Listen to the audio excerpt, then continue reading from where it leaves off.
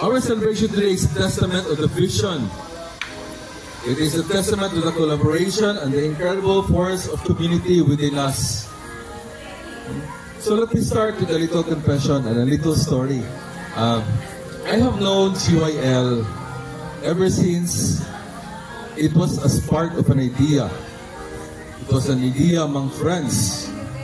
I was there coordinating and collaborating with the founders, especially Kuya Dennis, as we work on many projects like the IUF, the Newground events,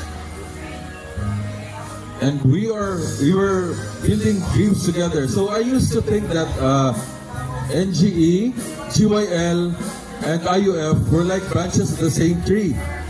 So since they are in the same tree, their advocacies are intertwined towards community building. So here is medyo ito yung there was a time na nagtampo talaga ako sa GYL because imagine I was co-creator of the NGE and also of the IUF, pero not once was I invited to GYL. Not even after designing that logo, imagine. So I was also thinking, was I not cool enough for them? Diba? Sakit?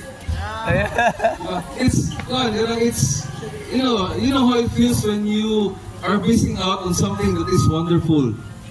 So imagine for 17 years, I never told anyone this. I never told even Dennis na medyo I was kind of nang luod ko nila atong panahon na iwadyo ko nila invite. And also in retrospect, I was part of, I think I was leading 12 to 15 organizations at the time, so medyo busy din. Pero I'd like to think that they made me wait 17 years because of something special.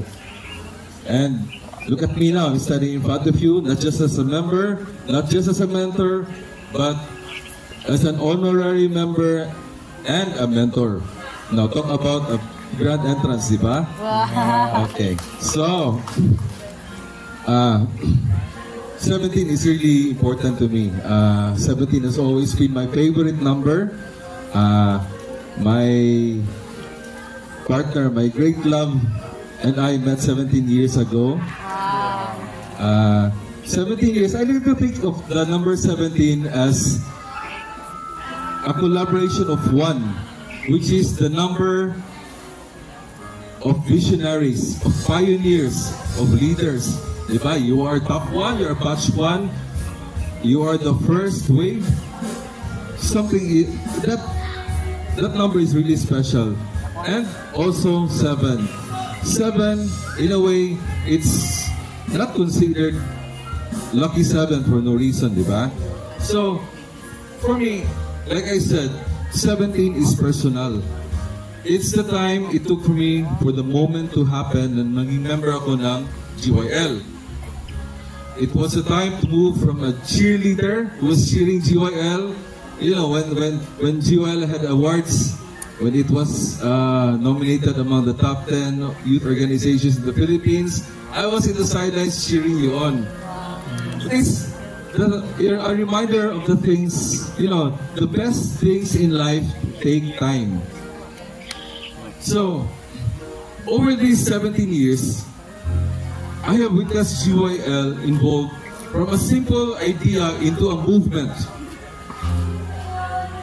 You have empowered countless leaders, and every milestone you reach is a testament of your dedication. Now, as I officially join your family, I feel honored to be part of a legacy built on service, creativity, and heart. So as a mentor, my goal is simple. I will never walk ahead of you. I will walk beside you, because I believe that mentorship is not knowing all the right answers, but asking the right questions. It is about creating spaces where your ideas will flourish.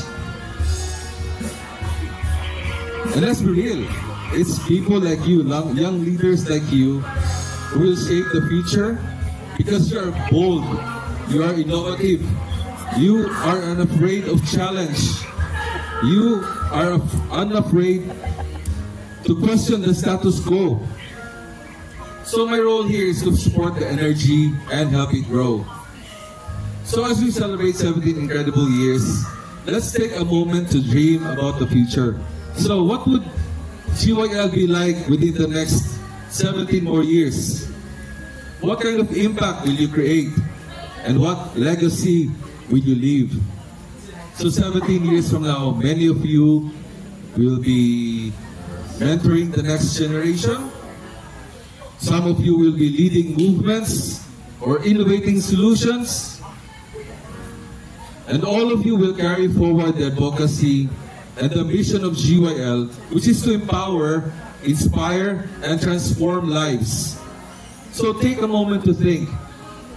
What will your story be 17 years from now?